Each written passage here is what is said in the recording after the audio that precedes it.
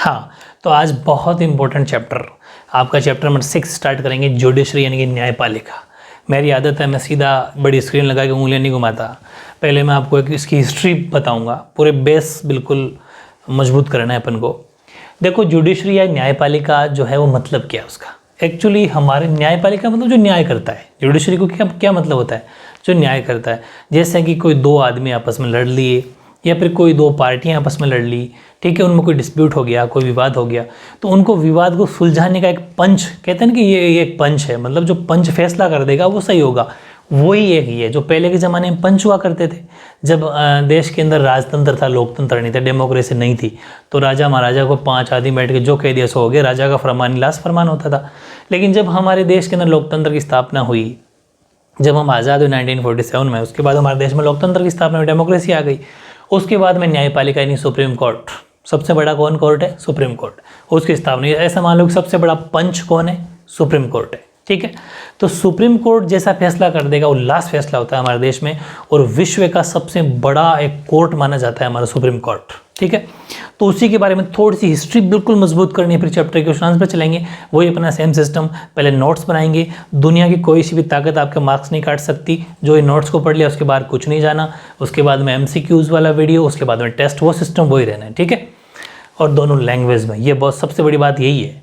अब आपको सुनना क्या है कि सबसे बड़ा पंच जो है वो है सुप्रीम कोर्ट। पूरी बात को समझना।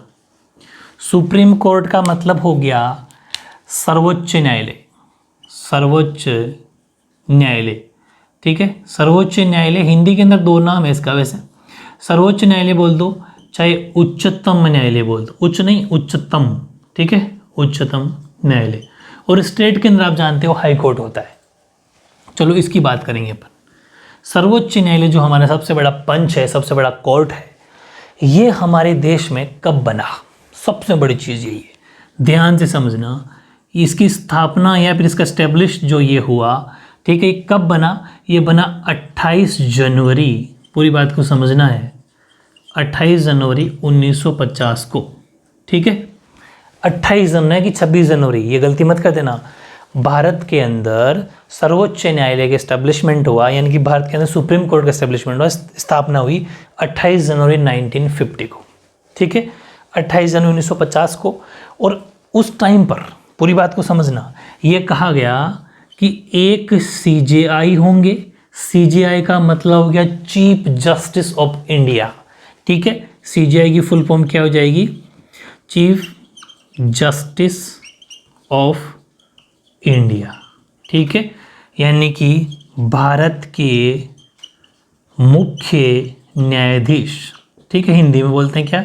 और ध्यान रखना, इंग्लिश मीडियम वाले भी हिंदी जरूर समझना। इन शब्दों से ही पूछा जाता है कि अभी हमारे न्यायाधीश कौन है, भले ही कोई सा मीडियम हो, इंटरव्यू के अंदर बहुत सारी बातें आती है। एक CJI प्लस 7 अदर जजेस, ठीक है, 7 जजेस। जजेस का मतलब हो गया एक तो मुख्य न्यायाधीश और 7 अन्य न्यायाधीश। जजेस का मतलब हो जाएगा हिंदी में न्यायाधीश। पूरी बात को समझना। 1950 की बात कर रहा हूँ, पूरी बात को, बहुत इंपॉर्टेंट फैक्ट है ये। किसकी बात कर रहा हूँ मैं? इन 1950, 1950 के अंदर हमारे सुप्रीम कोर्ट का ढांचा, स्ट्रक्चर कैसा था कि एक तो CJI होंगे, चीफ जस्टिस ऑफ इंडिया, मतलब एक तो मुख्य न्यायाधीश होगा और 7 अन्य न्यायाधीश होंगे। ये हमने कह दिया कब? जब इसकी स्थापना हुई 1950 में। लेकिन एक बात का फिर ध्यान रखना, पार्लियामेंट, पूरी बात समझना, पार्लियामेंट का मतलब होता है संसद, और संसद के पास में ऐसी पावर है, ताकत है, एक शक्ति है कि वो जो ये CJI और जजेस होते हैं, इनकी संख्या मतलब नंबर्स, वो बढ़ा सकती हैं, उनको चेंज कर सकती हैं। दोनों ही लैंग्वेज लिखी हुई है, मतलब समझ में आ गई। यानी कि जो हमारी पार्लियामेंट है, जो संसद है, वो जजेस को और CJI को बढ़ा सकती है, संख्या को। मतलब जैसे 1+7 का सिस्टम था, देखो उसको बोला भी ऐसा था। आप थोड़ी सी बड़ी स्टूडेंट की तरह कॉम्पिटेटिव एग्जाम की लैंग्वेज बोलने सीख जाओ। मैं आपको चाहता हूँ वो भी से हैबिट बन जाए। 1+7, 1+30, 1+33 ऐसे बोला जाता है। तो 1+7 का मतलब, 1 का मतलब वो हमारे चीफ जस्टिस है, CJI, ठीक है, जैसे अभी हमारे 48वें CGI एनवी रमन्ना, अभी लिखा दूंगा सारी बातें, अब सुनना। तो इसमें चेंजेस कर सकती है ये बात। अगर आपके दिमाग में तुरंत माइंड में क्वेश्चन क्लिक हो जाना चाहिए कि अच्छा चेंजेस कर सकती है, तो चेंजेस कर सकती है। चेंजेस किया क्या? बिल्कुल किया ना। कब किया? 2009 में, ठीक है, 2009 में चेंजेस किया और वहाँ कर दिया 1+30, मतलब एक CGI और 30 अदर जजेस, ठीक है। फिर एक परिवर्तन और हुआ 2019 में, 2019 में, जो कि अभी 8% भी वही है, 2019 में चेंज हुआ था वही है, और वो है 1+33। ये अभी प्रेजेंट में भी यही है, ध्यान रखना, वर्तमान में भी यही सिस्टम है। एक हमारे CGI हैं और 33 अन्य न्यायाधीश हैं, इनकी 1 CGI एंड 33 अदर जजेस, एक न्यायाधीश और 33 अन्य न्यायाधीश हैं। हमारे देश में 8%, 2019 से ही सिस्टम चालू है, 2009 में ये था, 1950 में वो है, बस समझ गए, मोटा मोटी यही जानना है। अब एक चीज़ और अगर आपके दिमाग में आ रही है कि 8%, ठीक है, 8% CGI कौन है, चीफ जस्टिस ऑफ इंडिया, मुख्य न्यायाधीश कौन है ना, तो मैं लिखा देता हूँ 8% मुख्य न्यायाधीश है NV रमन्ना, NV रमन्ना, ठीक है, NV रमन्ना है। और आप ये चाहते हो कि कब ये बने, तो वो भी लिख सकते हो। एक तो ये लिखना कि ये 48वें हैं, 48 है, ठीक है, 48वें, भाई जैसे पहला, दूसरा, तीसरा, चौथा ऐसे बनते हैं ना, 47, ये 48, 48 में पूछा जाता है कि अभी जो NV रमन्ना है ये कौन से नंबर के, 48, 48वें। और ये भी लिख सकते हो कब बने, तो 24 अप्रैल, यानी कि 24 अप्रैल 2021 को बने, 24 अप्रैल 2021 को ये जो हमारे NV रमन्ना अभी 8% जो है वो 48वें 24 अप्रैल 2021 को बने। ये बात आपने याद कर ली। और एक बात और बताता हूँ मैं आपको, इनकी जो सुप्रीम कोर्ट का जो न्यायाधीश होता है, मतलब जो CGI होता है, ध्यान से समझना, जो CGI होते हैं इनका जो अपॉइंटमेंट है, दिमाग में क्वेश्चन उठ सकता है, अपॉइंटमेंट का मतलब नियुक्ति। देखो हालांकि मैं जब सुप्रीम कोर्ट आपको पढ़ाऊंगा तो एक एक नस बता दूंगा, ठीक है, PhD करा दूंगा, लेकिन अभी मोटा मोटी नॉलेज होना चाहिए। चैप्टर का नाम है जुडिशरी, ठीक है। तो अपॉइंटमेंट CGI की नियुक्ति करते हैं हमारे राष्ट्रपति जी, ध्यान से समझना, राष्ट्रपति यानी कि प्रेसिडेंट साहब, ठीक है। और एक मैं आपको फिर बता दूं, परंपरा क्या है, मतलब रियलिटी क्या है, कि CGI की तो हमारे राष्ट्रपति जी कर देते हैं। वैसे तो जो अदर जजेज हैं उनकी भी राष्ट्रपति करनी चाहिए, संविधान में तो ये लिखा हुआ है, लेकिन इन रियलिटी कुछ परंपराएं होती है। मतलब जैसे शुरू सिस्टम चला आ रहा है वैसे सिस्टम चला है क्या, कि CGI को तो राष्ट्रपति जी अपॉइंट करते हैं और बाकी जो अदर जजेज होते हैं ना उनको CGI नियुक्त करता है, अपॉइंटमेंट करवाते हैं, ठीक है। तो जो अदर जजेज हैं, क्योंकि ये भी पूछा जाता है कि वैसे वास्तविकता क्या है, अदर जजेज का मतलब अन्य न्यायाधीश, अन्य न्यायाधीश का मतलब जैसे 8% की बात करो 33, तो इसको तो राष्ट्रपति जी नियुक्ति दिला देंगे, तो 33 इनको कौन दिलाएंगे, तो इनको दिलाएंगे CGI, खुद CGI दिला देंगे।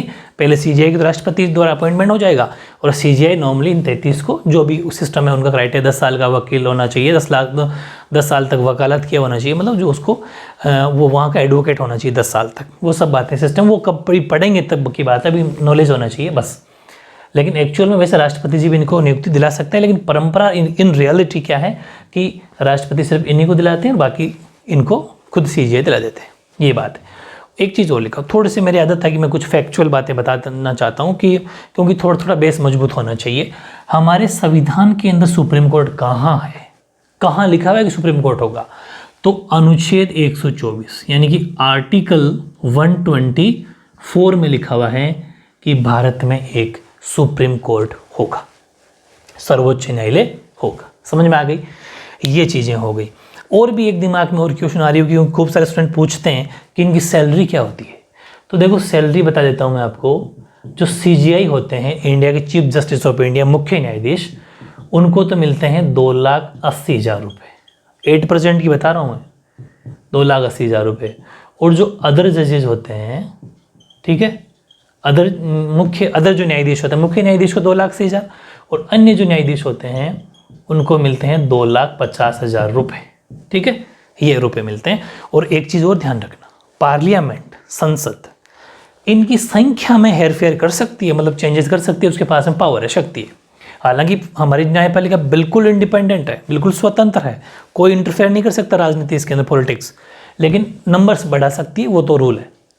इन सैलरी को कम नहीं किया जा सकता, संविधान में बात मेंशन है। सैलरी जो है, जो पैसा, इनको कम कभी नहीं किया जा सकता, कभी नहीं, नेवर। लेकिन हाँ, बढ़ाया जा सकता है, कम कभी नहीं की जा सकती। सैलरी इतनी है ना, इतनी तो मिलेगी मिलेगी, फिक्स है, इससे कम कभी नहीं होगा। जो हमारी भारत की संचित निधि है, वहाँ से पैसा आता है, कोई सरकार इनको पैसा नहीं देती है।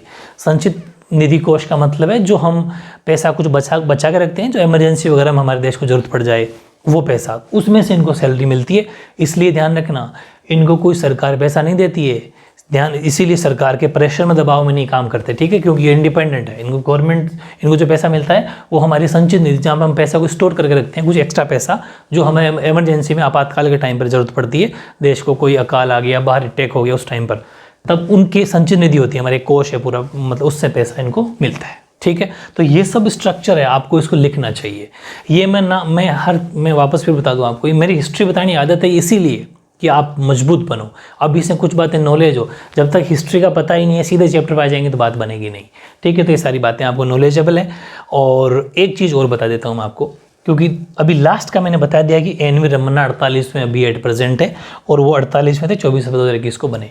आपके दिमाग में ये आ रही होगी, यार फर्स्ट कौन बना होगा, आ तो रही होगी, आनी चाहिए बिल्कुल। तो देखो, फर्स्ट जो हमारे CGI बने, पहले जो CGI बने हमारे देश के, फर्स्ट CGI, ठीक है, वो बने थे हरिलाल जयकुंदास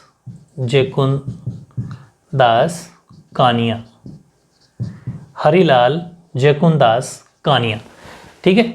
इंग्लिश वाले ट्रांसलेशन कर लेना, क्योंकि हिंदी के अंदर लिखना बहुत ज़रूरी होता है, हिंदी के स्टूडेंट के लिए समस्या होती है, बाकी नाम तो आराम से लिख सकते हो। हरिलाल जयकुन, ठीक है, हरिलाल जयकुंदास कानिया, या फिर इनको शॉर्ट में ऐसा ही बोला जाता है, हरिलाल जय कानिया, ऐसा भी आता है, हरिलाल जय कानिया, ठीक है, या फिर HJ कानिया, एक ही बात है, दोनों नाम आते हैं। ये हमारे देश के पहले CGI, chief Justice of India बने थे, हमारे भारत के मुख्य न्यायाधीश पहले बने थे। तो बहुत सारी बातें मैंने बता दी हैं आपको, बहुत सारी बातें, ये न जाने कितने कॉम्पिटेटिव एग्जाम, छोटे एग्जाम में तो सारे क्वेश्चन यहीं से बनते, इसके बाहर कुछ जाएगा ही नहीं, ठीक है। तो इस तरीके से आपको इनकी प्रिपरेशन करनी है। अब मैं लेता हूँ एक एक क्वेश्चन, कैसे हमारी जुडिशरी, न्यायपालिका क्या होती है, जुडिशरी कैसे इंडिपेंडेंट है हमारी, क्योंकि जो हमारी न्यायपालिका है हमारे देश की बिल्कुल इंडिपेंडेंट है, उसके अंदर कोई भी सरकार का मंत्री, MLA, मतलब गवर्नमेंट कुछ भी इंटरफेयर नहीं कर सकती। कैसे नहीं कर सकती, क्यों नहीं कर सकती, क्या हमें ज़रूरत है, वो सब बातें अपन एक एक क्वेश्चन लेंगे, ठीक है। और हाँ, एक बात और बता दूँ कि जो चीफ जस्टिस ऑफ इंडिया है, हमारे देश के जो CGI होते हैं, उनकी नियुक्ति, अपॉइंटमेंट कैसे किया जाता है कि जो सबसे सीनियर होते हैं ना, सबसे हमारे जो सीनियर जो CGI, मतलब जो सबसे बड़े जज होंगे एज के हिसाब से, एक्सपीरियंस के हिसाब से, उनको हम CGI बनाते हैं, राष्ट्रपति जी उनको अपॉइंटमेंट कर देते हैं। लेकिन कभी कभी क्या होता है, इस परंपरा को तोड़ दिया भी जाता है कि ऐसी ज़रूरी नहीं है कि जो सबसे टॉप होंगे, मतलब सबसे वरिष्ठ होंगे या सबसे सीनियर होंगे, उन्हीं को बनाया जाएगा। वो भी अपन पढ़ने वाले हैं। अभी तक हमारे देश में कितनी बार इस परंपरा को, यानी जो सिस्टम चला रहा है ना कि जो सीनियर होंगे उन्हीं को बनाया जाएगा, उस सिस्टम को तोड़ा भी गया है, 2 बार तोड़ा गया है। कब तोड़ा गया है, 1973 में, 1975, वो सारी बातें अपन लेने वाले हैं, ठीक है, आज के वीडियो में। चलो फिर अपन स्टार्ट करते हैं।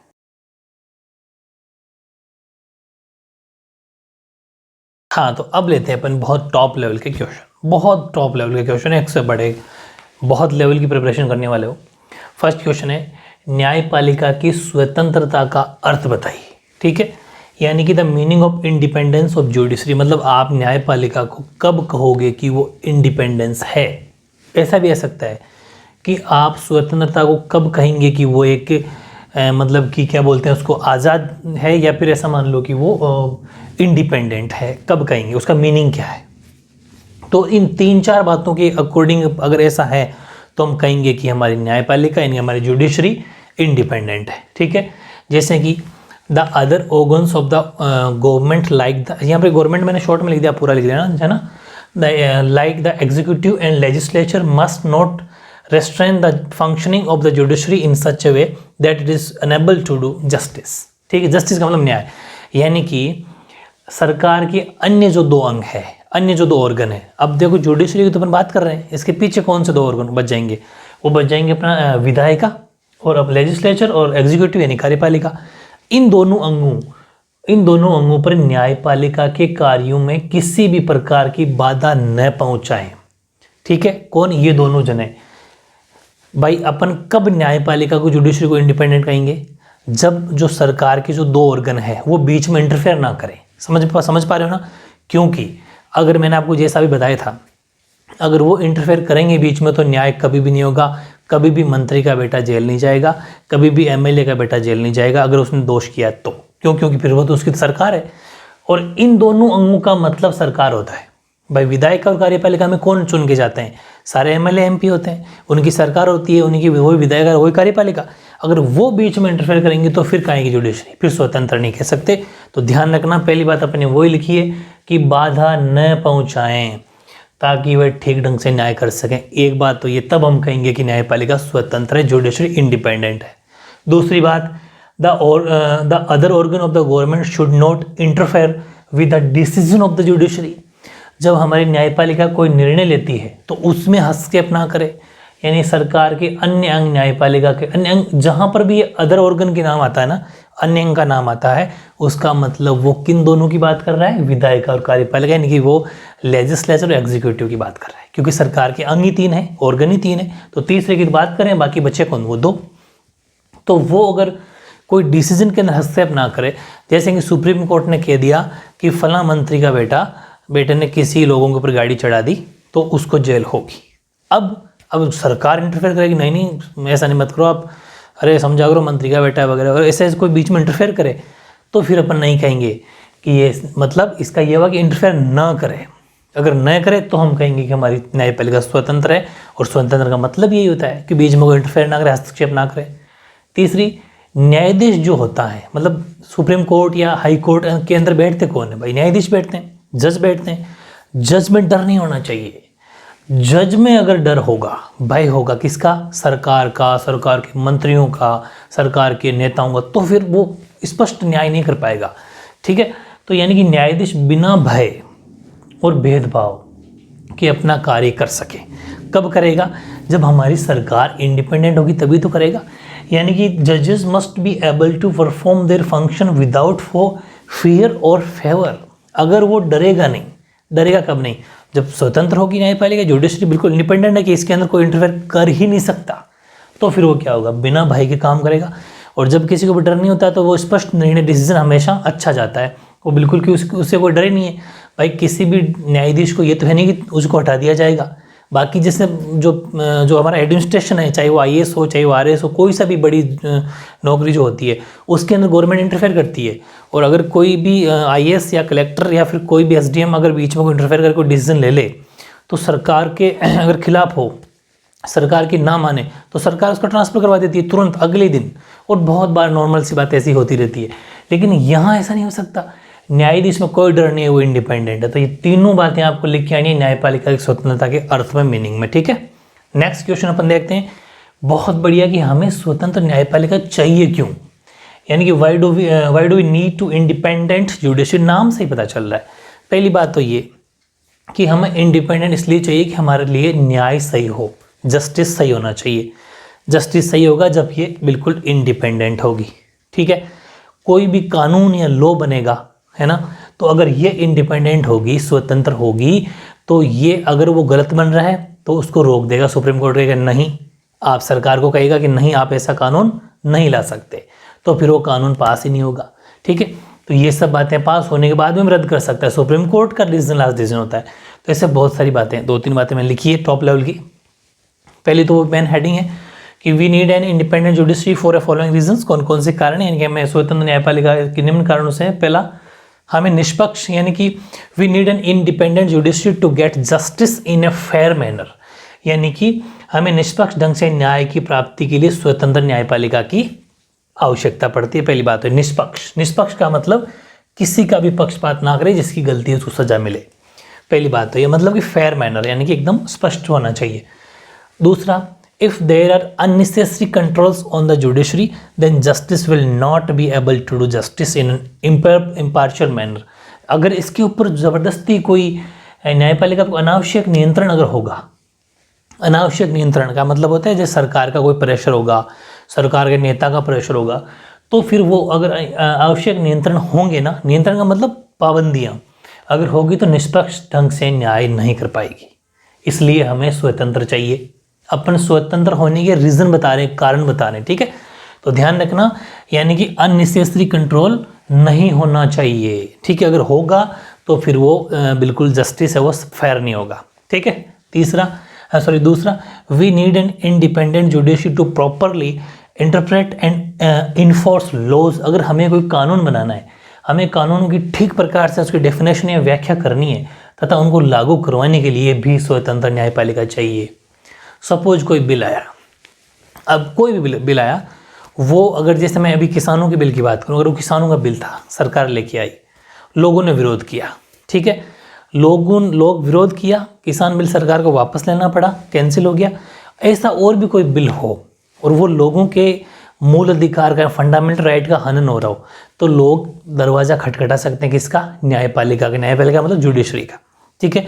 और जुडिशरी न्यायपालिका का मतलब सुप्रीम कोर्ट जा सकते हैं अपनी आवाज़ रखने के लिए। फिर सुप्रीम कोर्ट उसकी जांच करेगा कि कानून कैसा है, वाकई गलत है तो उसको निरस्त कर देगा, ख़त्म कर देगा, और वो ख़त्म हो जाएगा। समझ पा रहे हो ना? इसलिए कब कर देगा? जब वो इंडिपेंडेंट होगा, मतलब जब न्यायपालिका, जुडिशरी स्वतंत्र होगी। बस यही तो कारण पढ़ रहे हैं अपन। तो ध्यान रखना, अनावश्यक यहाँ ठीक प्रकार से व्याख्या करने हो, लागू करवाना हो तो न्यायपालिका कैसी चाहिए? इंडिपेंडेंट चाहिए, स्वतंत्र चाहिए, आज़ाद चाहिए, किसी प्रकार कोई प्रेशर नहीं।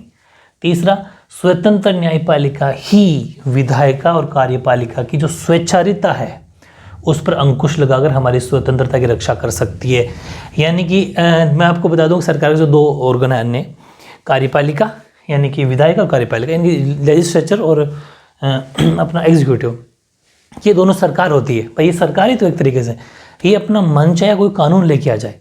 स्वेच्छारिता का मतलब अपनी इच्छा से उस पर अंकुश लगाएगी, अंकुश लगाकर हमारे जो आज़ादी है, स्वतंत्रता है, उसको रोक लगाएगी, मतलब उसकी रक्षा करेगी, सॉरी। यानी कि एक बार बताता हूँ, एग्जाम्पल देखिए, यानी it is the independent judiciary that protects our freedom by CURBING curbing the autocracy of the legislature and the executive. मैं बताता हूँ, जैसे कि कोई लेजिस्लेचर एग्जीक्यूटिव है, जैसे हमारा कोई पार्क है जहाँ पे लोग घूमने के लिए जाते हैं, या फिर सबके लिए सार्वजनिक है, वो पब्लिक पार्क है, ठीक है, बहुत बड़ा है। अब सरकार क्या चाहती है? सरकार ने एक डिसीजन ले लिया कि एक बहुत बड़ा पार्क है, क्यों नहीं यहाँ पर एक होटल बना दी जाए। सरकार होटल बनाने के लिए कोई ऐसा बिल लाने की बात कर रही है, इतने में जनता ने विरोध कर दिया और जनता ने दरवाज़ा खटखटा दिया हाई कोर्ट का, सुप्रीम कोर्ट का, जहाँ पर भी अगर स्टेट में तो हाई कोर्ट में चले गए। हाई कोर्ट भी एक न्यायपालिका का पार्ट है, मैंने बता दिया आपको, जुडिशरी का पार्ट है, तो वहाँ चले गए। तो सरकार को वो काम उसके मतलब रोकना पड़ेगा। क्यों? क्योंकि वो हमारी आज़ादी, फ्रीडम है, हम सब के लिए जाएंगे कहाँ? अब सिटीज़ के लोग कहाँ जाएंगे? इतनी भीड़, ट्रैफिक, मतलब इतना लोग आपस में घर से घर अड़े हुए हैं, तो घूमने फिरने, थोड़ी वॉक के लिए तो जाना ही चाहिए, और वो ये करने को तो हेल्थ पर इफेक्ट पड़ता है। तो ऐसा कोई भी उसको विरोध कर सकते हैं। तो ये सब बातें हैं, मतलब हम क्या कर सकते हैं?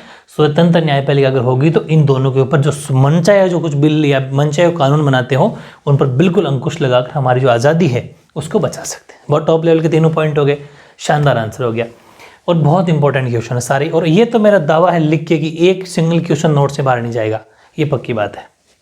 अब जो मैंने नोट लिखा है ना, ये नोट इसका आंसर नहीं, अलग से 1 मार्क्स में आएंगे, ठीक है। कि न्यायपालिका देश के संविधान, लोकतांत्रिक परंपरा और जनता के प्रति जवाबदेही है, ठीक है भाई। हमारे अगर कोई भी, हम जनता, पूरी जनता, पीपल, अगर हमारे लिए हमारे कोई भी प्रॉब्लम आई, अगर वो सरकार के थ्रू प्रॉब्लम हो चाहे और भी कोई प्रॉब्लम हो, तो हम कहाँ जाएंगे? जुडिशरी के पास, न्यायपालिका के पास। न्यायपालिका मतलब जैसे कि हाई कोर्ट हो गया या फिर सुप्रीम कोर्ट हो गया, उन्हीं के पास जाएंगे। तो संविधान, न्यायपालिका देश के संविधान, अच्छा संविधान के, ऐसा नहीं कि संविधान के खिलाफ जाके, भाई उसमें कुछ आर्टिकल्स हैं, कुछ उनका सहायता, उन्हीं के अकॉर्डिंग संविधान यानी कि कॉन्स्टिट्यूशन, लोकतांत्रिक परंपरा, कुछ डेमोक्रेटिक सिस्टम होंगे, और जनता के प्रति बिल्कुल जवाबदेह होगी हमारी न्यायपालिका, इसको जवाब देना पड़ेगा, ठीक है। It is therefore accountable to the constitution, to the democratic tradition and the people of the country. जनता की बिल्कुल हर समस्या का इसको रिस्पॉन्सिबिलिटी है, इसकी निभानी पड़ेगी। बहुत ईजी है, 1 मार्क्स में आ जाता है, नॉन मार्क्स में क्या आ जाता है, ऐसा कोई फिल इन द ब्लैंक्स आ जाता है, कुछ भी आ सकता है, इस लाइन से क्वेश्चन तैयार हो सकता है। तो आपको ध्यान रखना है, जैसे कि आ जाएगा कि न्यायपालिका किसके प्रति जवाबदेही है, अकाउंटेबल है, तो कॉन्स्टिट्यूशन के यानी कि संविधान के, और जनता के यानी कि पीपल। ठीक है, ये ध्यान रखना। अब एक बहुत बढ़िया क्वेश्चन, थोड़ा सा बड़ा जरूर है लेकिन बड़ा 3-4 नंबर में आ सकता है, बहुत बढ़िया क्वेश्चन है। How can the independence of judiciary be provided and protected. एक तो ये न्यायपालिका को स्वतंत्रता कैसे दी जा सकती है और उसे सुरक्षित कैसे बनाया जा सकता है। अपन बात किसकी कर रहे हैं, न्यायपालिका, पूरी पीएचडी करेंगे, एक चेक करेंगे जुडिशरी जो है उसको आज़ादी कैसे दी जाती है। भाई यहाँ क्या पढ़ा, होती क्या है, यहाँ क्या पढ़ा, क्यों दे रहे हो, यहाँ क्या पढ़ा, कैसे देते हैं। समझ पा रहे हो ना, क्या फ्रीडम, इंडिपेंडेंस, आज़ादी, स्वतंत्रता, कुछ बोलो, कैसे देते हैं। या तो ऐसा आ जाए, या फिर ऐसा भी पूछा गया है कि भारतीय संविधान ने किन उपायों के द्वारा न्यायपालिका की स्वतंत्रता सुनिश्चित की है, यानी कि by which measures has the Indian constitution ensure that independence of the judiciary. ठीक है, तो आंसर देखते हैं इसका। पहली तो लाइन वही है कि the Indian constitution has insured that independence of the judiciary through a number of measures. बहुत सारे उपाय हमने किए हैं, भारतीय संविधान में ने अनेक उपायों के द्वारा न्यायपालिका की स्वतंत्रता की सुनिश्चित की है। नंबर 1, न्यायाधीशों की नियुक्ति के मामले में विधायिका को सम्मिलित नहीं किया जाता। बहुत बड़ी चीज़ है, ये बताता हूँ। यानी कि पहला है कि the legislature is not involved in the process of appointment of जजेस। जैसे कि कोई भी, चाहे वो हाई कोर्ट का हो चाहे सुप्रीम कोर्ट का, उनके जज को जब नियुक्त किया जाता है, जब उनका अपॉइंटमेंट किया जाता है, तब इस क्या नाम इसका हिंदी में बोलते हैं, विधायिका। ठीक है, लेजिस्लेचर को इंक्लूड नहीं किया जाता। जैसे कि कोई मंत्री बनाया जाता है, एमएलए बनाया जाता है, वो सरकार चुनती है, अपनी इच्छा से सरकार मंत्री बना देती है, लेकिन इनके अंदर ऐसा नहीं होता है ना। वो कभी अपन सुप्रीम कोर्ट हाई कोर्ट पढ़ेंगे, उसके अंदर बातें हैं। इतना सा समझना है अभी आपको कि कोई भी सुप्रीम कोर्ट का जज या चाहे हाई कोर्ट का जज, उसकी नियुक्ति कोई भी सरकार नहीं करवाती है, लेजिस्लेचर नहीं करती है, वो उनका एक सिस्टम है। ठीक है, सिस्टम है, वो राष्ट्रपति के द्वारा अपॉइंट होते हैं, और वो भी किन में, जो सीनियर होते हैं, ऑटोमेटिक वो सिस्टम है, वो मैंने आपको बताया होगा आगे, तो वो ध्यान रखना। बस अभी इतना ही समझना इस आंसर में कि सरकार अपनी इच्छा से कोई भी सुप्रीम कोर्ट का जज चाहे हाई कोर्ट का जज को नियुक्ति नहीं दे सकती। वो ऐसा मान लो कि उनको जानती नहीं है, इसका मतलब फुल्ली इंडिपेंडेंस है। तो पहली बात तो ये, अपन क्या पढ़ रहे हैं कि कैसे स्वतंत्र करते हैं, इंडिपेंडेंट कैसे करते हैं जुडिशरी को। तो पहला तो हमने ये किया कि जब किसी भी जज की नियुक्ति होगी तो कोई सा भी लेजिस्लेचर यानी कि जो हमारी विधायिका बिल्कुल भी इसके अंदर इंटरफेयर नहीं करेगी। जो उनका सिस्टम है, चाहे वो सीनियर को नियुक्ति देवे, अपने सीनियर का मतलब जो वरिष्ठ न्यायाधीश होते हैं उनको बनाए, कोई किसी को बनाए, सरकार को इसमें कोई लेना देना नहीं है, विधायिका को इसमें कोई, लेजिस्लेचर को इसमें कोई लेना देना नहीं है। इसका मतलब है ना मतलब आज़ाद, यही तो है स्वतंत्रता की पहली बात। तो इससे ही सुनिश्चित किया गया है कि, आगे बात करूंगा अभी, thus it was believed that, अभी थोड़ा अपन आगे बात करते हैं।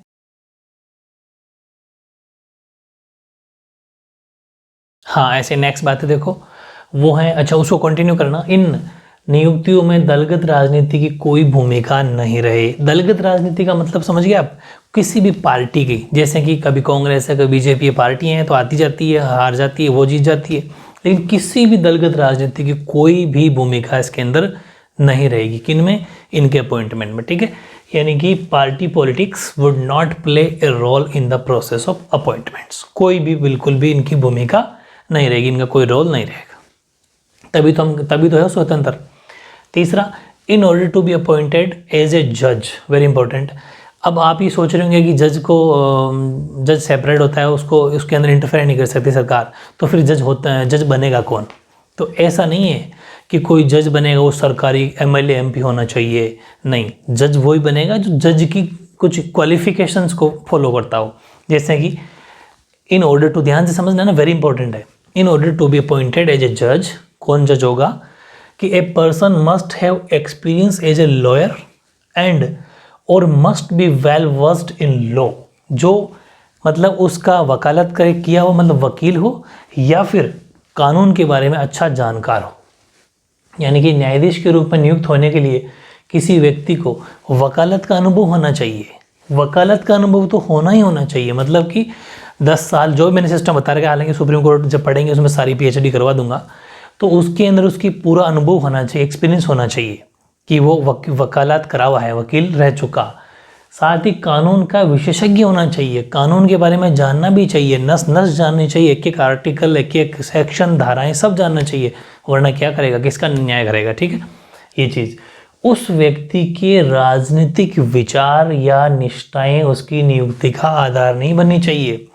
ऐसा नहीं है कि साहब ये तो है ना, ये जो अभी जो फलां जो CJI बन रहे हैं, मतलब चीफ जस्टिस ऑफ इंडिया बन रहे हैं, मुख्य न्यायाधीश जो बन रहे हैं, वो फलां मंत्री साहब के बेटे हैं। नहीं, ऐसा कोई भी राजनीतिक विचार उसके अंदर नहीं होना चाहिए, राजनीतिक कोई निष्ठाएं उसमें नहीं होनी चाहिए, या कोई पॉलिटिशियन कहे कि नहीं इसको बना दो, ऐसा नहीं होना चाहिए। नो, वो सिर्फ ज्ञाता होना चाहिए, जानकार होना चाहिए, यानी कि political opinions of the person और हिज या हर, कोई सा भी political loyalty should not be the criteria for appointments to judiciary.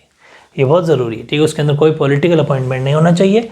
हालांकि आप समझ गए होंगे मेरी बात, क्योंकि अपन क्या पढ़ रहे हैं कि कोई भी जुडिशरी, कोई भी न्यायपालिका इंडिपेंडेंट कैसे होती है, ऐसे होती है जब राजनीति अंदर है ही नहीं, जब पॉलिटिक्स या सरकार का कोई भी मामला अंदर आ ही नहीं सकता, तो स्वतंत्र है, आज़ाद है।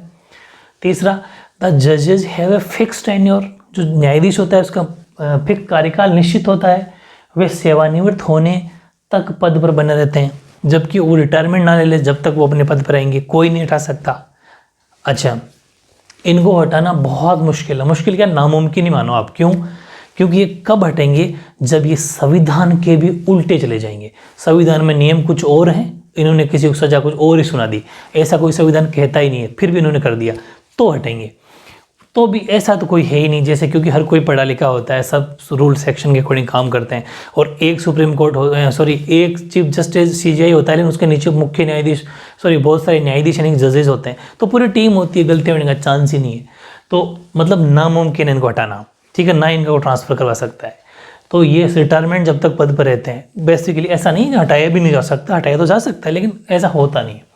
केवल अपवाद स्वरूप विशेष स्थितियों में, बहुत गंभीर, जैसे कि संविधान की पालना नहीं करी उन्होंने, संविधान के अपोज चले गए, तो विशेष स्थितियों में ही न्यायाधीश को हटाया जा सकता है। ठीक है, यानी कि इनका फिक्स टेन्योर होता है, और they had office till reaching the age of retirement only in exceptional, यानी कि अपवाद स्वरूप, एक्सेप्शनल केसेस जजेस में बी रिमूव्ड। ठीक है, बाकी तो कोई नहीं हटा सकता। एक चीज़ ये सबसे बढ़िया बात है, गवर्नमेंट किसी भी अधिकारी को क्यों मनचाही जगह, मतलब उनका मन हो वही भेज दिया।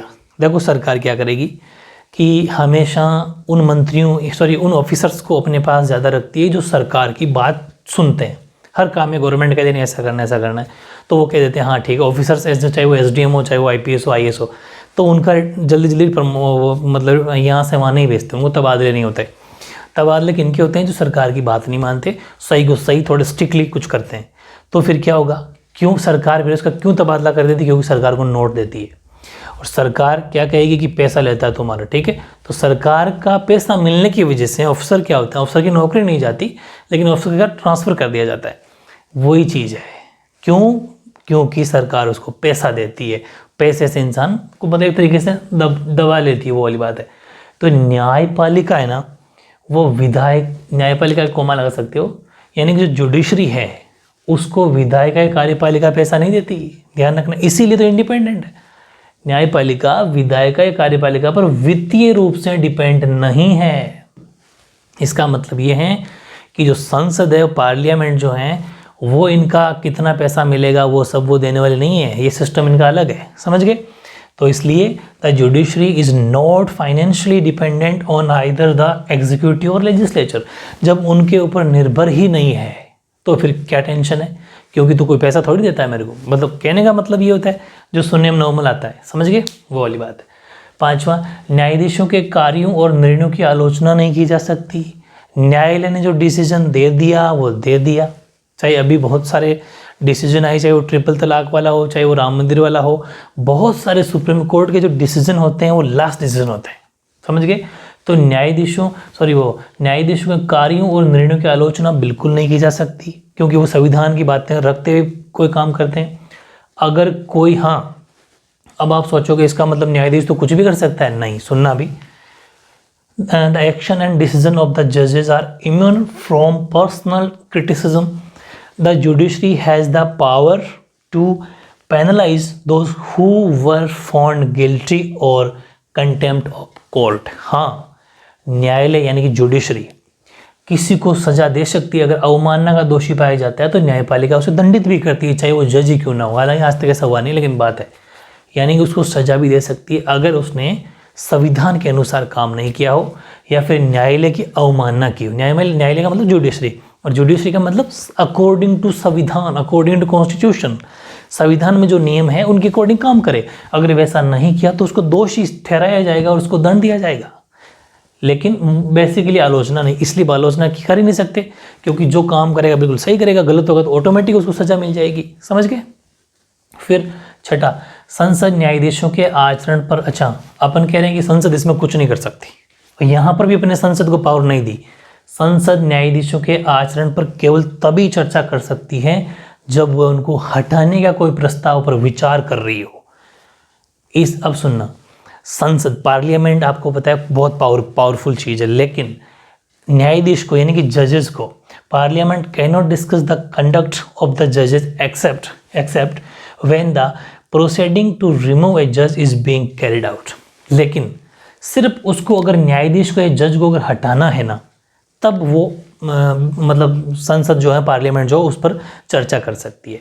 अब वो कब हटेगा बहुत नामुमकिन है, क्योंकि वो अगर संविधान के अपोजिट जाके काम करेगा, संविधान के नियम कायदे में ना रह के काम करेगा, तो सीधी सी बात है, नीचे टीम बैठी है और जज बैठे हैं, वो भी नहीं करने देंगे।